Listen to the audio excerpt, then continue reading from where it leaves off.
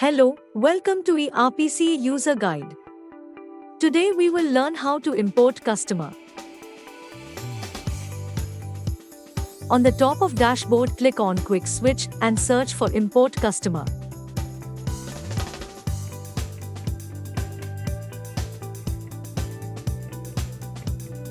Click on Import Customer.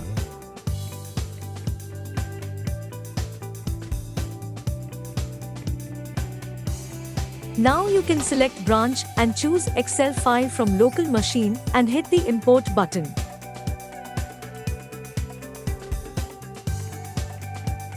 You get the preview of file, and to import particular file you have to click on confirm button.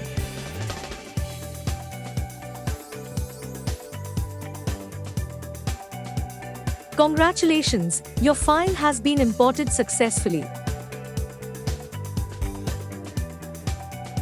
Thank you for watching the videos and stay connected for more helpful videos.